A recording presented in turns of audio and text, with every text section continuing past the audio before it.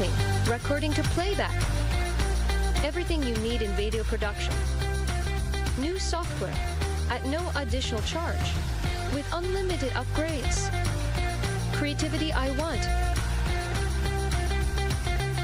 Easily with Gum Easy Pass. Get now for $2.99. Coming up on Arirang News. South Korea says it'll reconsider providing weapons to Ukraine following North Korea and Russia signing a new military agreement. Putin responds that Seoul doing this would be a big mistake. The North Korean leader's powerful sister, Kimy Jong, signals the regime will launch another round of trash-carrying balloons being sent to the south. This follows North Korean defectors sending anti-Pyongyang leaflets to the north yesterday. South Korea declares its population crisis a demographic national emergency. With this, we look at how the local governments are tackling the issue by helping people search for love and to hold weddings.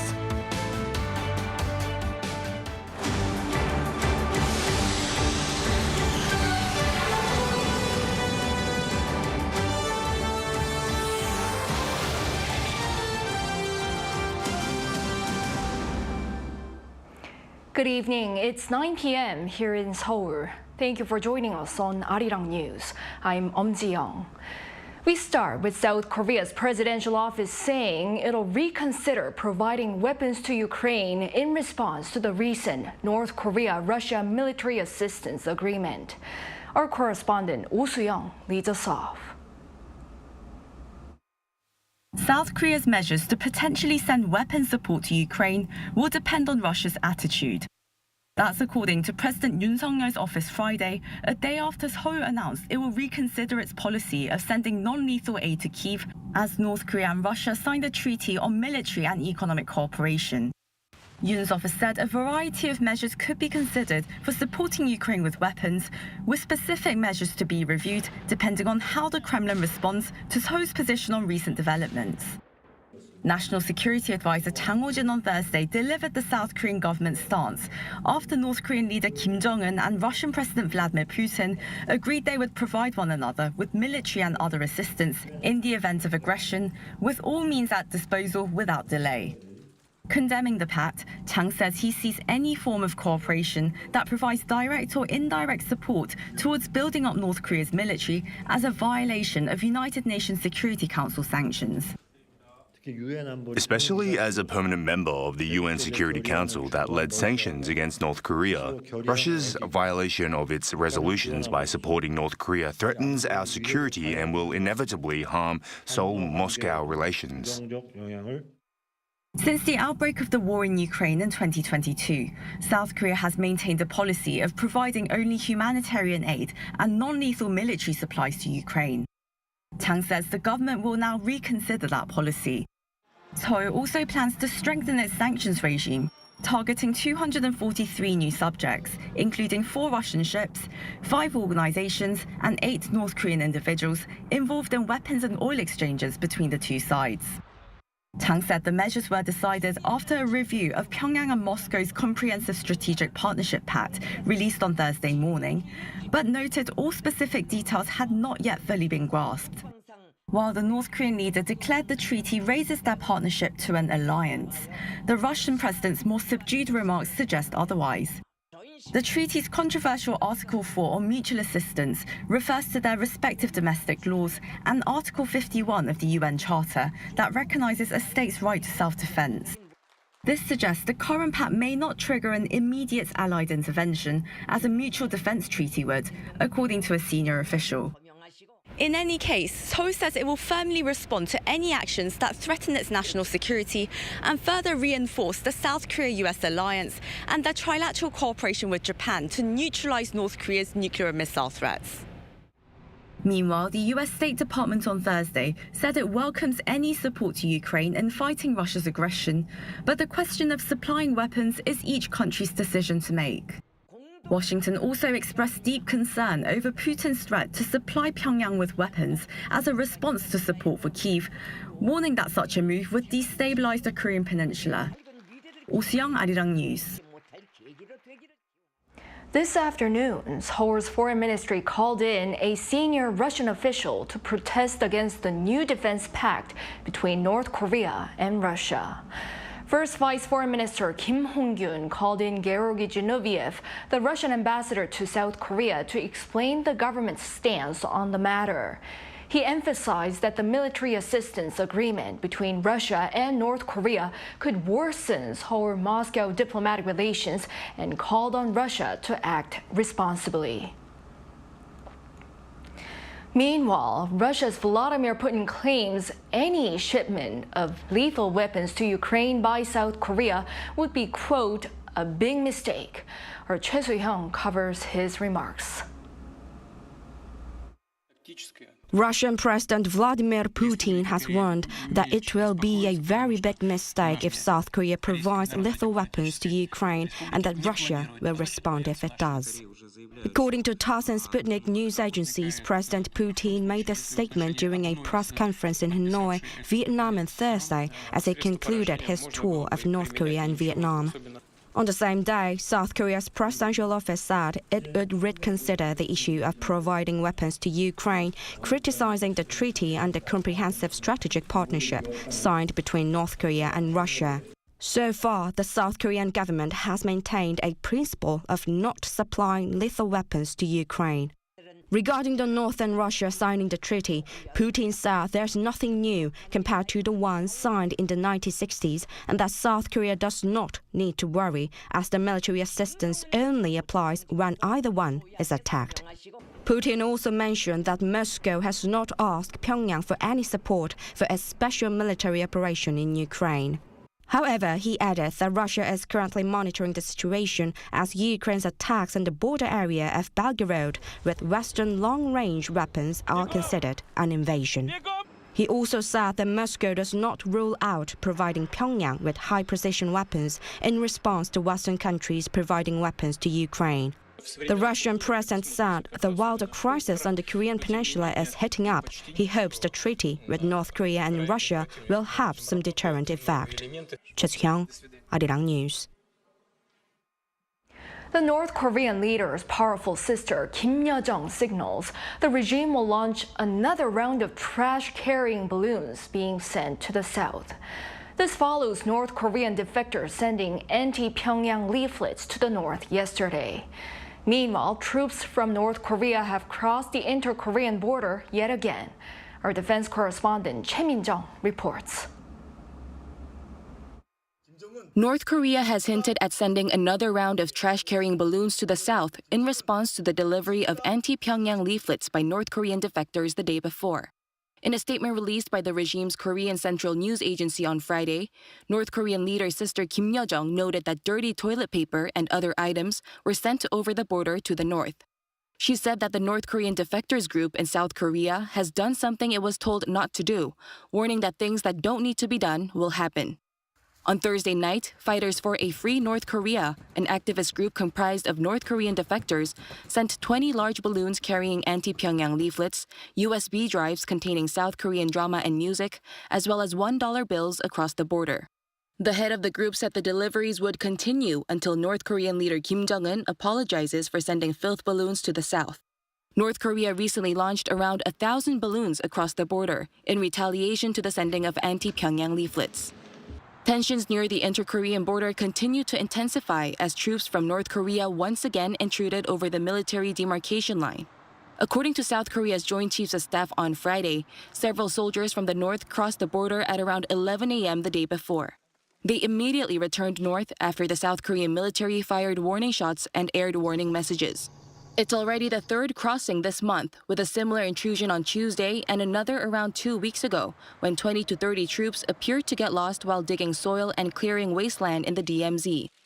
South Korea says Thursday's border crossing appears to have been accidental, as was the case in both previous instances.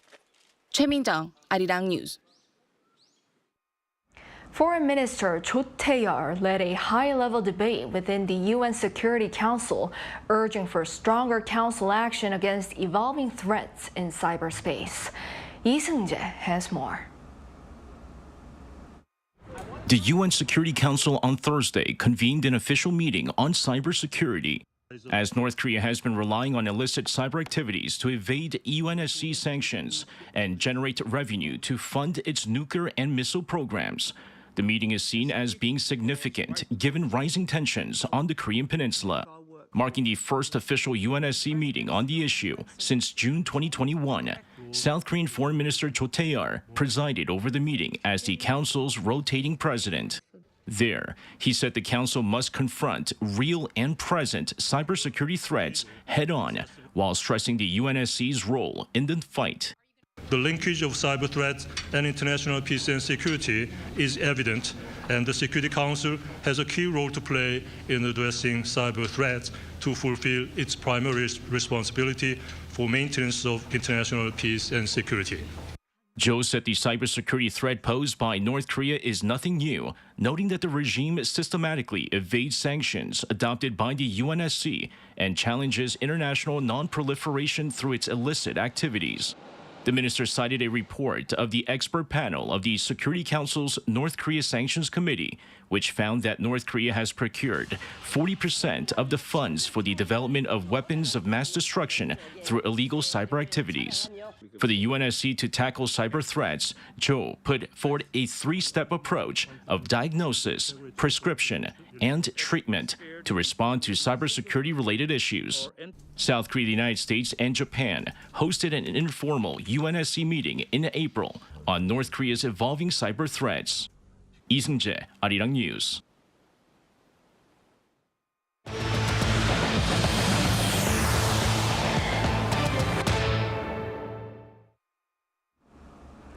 Now to the ongoing medical dispute here in the country. Medical professors serving as senior doctors at one of the Big Five hospitals decided to end their walkout that began early this week amid growing patient suffering. Our An Sung-jin brings us the latest. The tug-of-war between the government and the medical community continues. Opposing the government's plan to expand the medical school quota, medical professors at Seoul Nat'l University Hospital and its affiliate hospital began an indefinite walkout on Monday. However, the emergency committee from the hospital announced on Friday that it would end the walkout and resume medical services, with more than 73% of professors in favor of doing so. Instead, it was suggested that they should take part in a more sustainable protest, such as by monitoring policy formation and offering suggestions.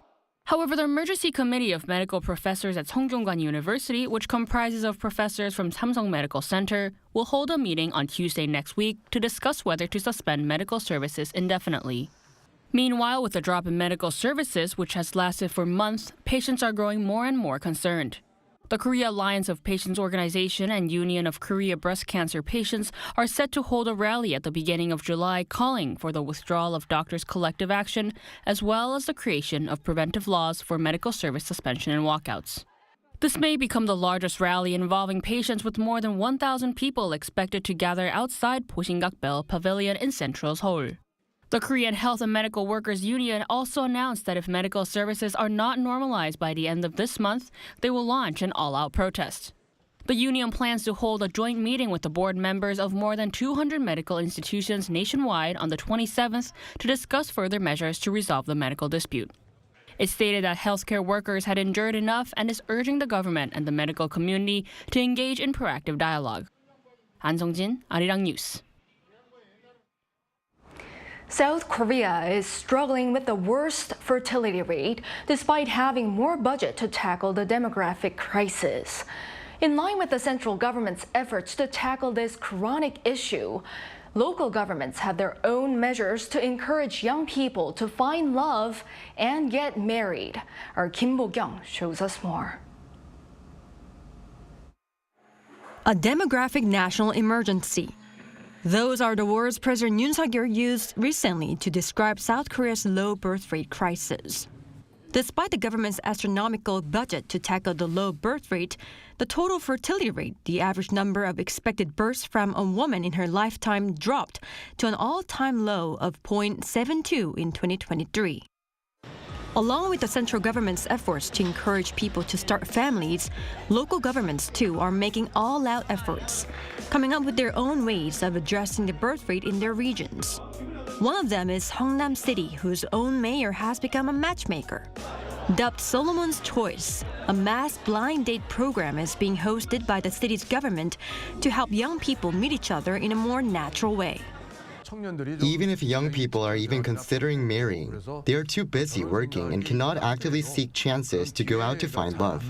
The local government's way of selecting people to join the program is fair and trustworthy, so a lot of participants seem to have trust in us. The matchmaking program that started last year has already helped to make more than 100 couples, with one of the couples set to get married. That couple was introduced through the program in November last year and will become newlyweds in July. The groom-to-be had no hesitations about recommending the program to others. On a one-on-one blind date, there is pressure on the guy to lead the conversation. But here, all participants arrive with the intention of actively seeking a match, so they all actively speak. Also, even if you are not into one, you can talk to another person right away, so there are more chances. Though forming such an atmosphere for people to find love and marry might seem like a limited measure to beat the demographic crisis, an expert says it is necessary. Against population crisis, local governments have been desperate in hosting additional and new population recently. And there are several ways to do that. First, hosting new public organizations. Second, hosting private companies. And third, promoting marriage. One common reason for not getting married will be not finding a suitable partner. Once you find your destiny, you need to marry, which is, again, not simple. According to Statistics Korea, people in their 20s and 30s said not having enough money was the top reason for not marrying. Most of the pressure comes from buying a house, but the money needed for a wedding is also a burden. Private matchmaking company Kayon says the average cost for a wedding preparation, excluding a house, is around $45,000. What's worse is that businesses associated with weddings, including wedding halls and dress and makeup shops, do not have set prices, nor do they clearly disclose costs, making it even harder for uninformed couples. Seoul City's solution was opening public facilities for couples to use for weddings to lessen their burden. This beautiful hanok is actually a complex cultural space promoting Oriental medicine. But it was transformed into a wedding hall for the day so a couple could have a cost-effective wedding. Mr. Park and his bride chose this venue through the city's public wedding hall program, which is opening up a total of 28 venues for weddings. The program began during the pandemic as wedding halls closed their doors and wedding hall rental prices surged. The biggest advantage of renting public facilities is that they are cheap comparatively, and prices are transparent. Many people choose usual wedding halls. We wanted to have a memorable, meaningful event for guests, so we chose this venue through the program. We were able to check the price transparently because they showed us the estimate and contract in detail. Seoul City aims to expand the program, making it much cheaper for couples. Couples prefer outdoor weddings, especially in a hanok, followed by parks and museums. We're going to have more of these venues so that more couples can easily make a reservation. In terms of the cost, the rental fee goes up to $860, but we have revised the related ordinance to make it free, starting later this year. Such measures are seemingly better than nothing at all. However, an expert added that what was of the utmost importance was to tackle core issues. The most important necessities for young people who want to marry is to have a house, jobs, and the money needed to raise children. Local governments need to come up with detailed benefits such as houses specially allocated for newlyweds, so that they can plan their life, marry, and have a child. Kym Jong, Arirang News. Now, on the international front, Deadly heat waves are sweeping across the Northern Hemisphere, killing hundreds of people in India and more than 1,000 in Saudi Arabia during the annual pilgrimage to Mecca. Yong has more. According to a health ministry official from India on Tuesday, a severe heat wave across India has killed hundreds of people since March, primarily due to heat stroke as temperatures soared to 50 degrees Celsius. An Indian non-profit organization reported that as many as 192 homeless people died in New Delhi, the highest number of deaths from extreme temperatures since 2019. Tuesday night saw 35.2 degrees Celsius, the highest overnight temperature in 55 years. In the last 2 days, we have had 22 patients with heat wave-related illnesses. Of the 22, 5 people have died due to suspected heat stroke. In Saudi Arabia, the death toll from the sweltering heat during the annual Hajj pilgrimage to Mecca rose to more than 1,000 this year, with more than half of them being unregistered pilgrims. According to AFP, 1,081 people from 10 countries, including Egypt and Pakistan, died during the annual pilgrimage this month, mostly due to heat stroke. There are concerns that the death toll will rise as there are lots of missing people, on top of the almost 3,000 people hospitalized with heat-related conditions. Over in Europe, countries including Italy, Serbia, and Romania are seeing daytime temperatures of almost 40 degrees Celsius, with the authorities warning people not to go outside and halting work on construction sites. Moving further east into Russia, one person died and several others were injured in Moscow on Thursday due to a heavy rainstorm. The Russian capital has also seen much warmer weather than on average, with sudden changes in the weather causing serious damage and injuries. Yong, Arirang News.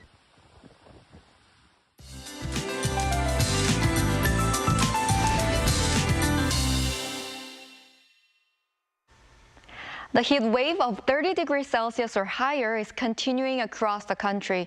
UV rays and ozone levels are also high too due to strong sunlight. It's easy to get heat-related illnesses in weather like this, so please refrain from outdoor activities in the middle of the day. It will rain starting with Jeju Island on the weekend. Until Sunday, up to 200 millimeters of rain is forecast on Jeju Island.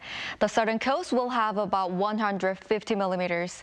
Except for Seoul, there will be about 5 to 60 millimeters of rain in all parts of central region. Tomorrow, most areas will start the morning at least 20 degrees. It will move up to 29 in Seoul, Chuncheon, and Jeju. Daejeon and Gyeongju, 28 degrees. Due to high humidity, it will still feel hot even with a bit of rain. That's all for Korea. Here are the weather conditions around the world.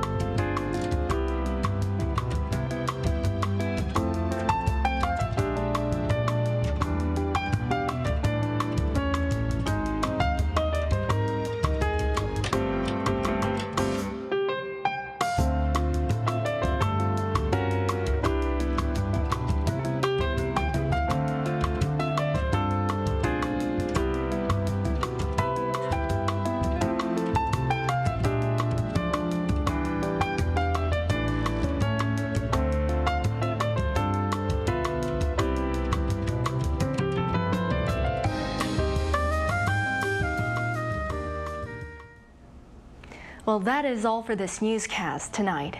Thank you for watching. Hope everyone has a great weekend and a good night.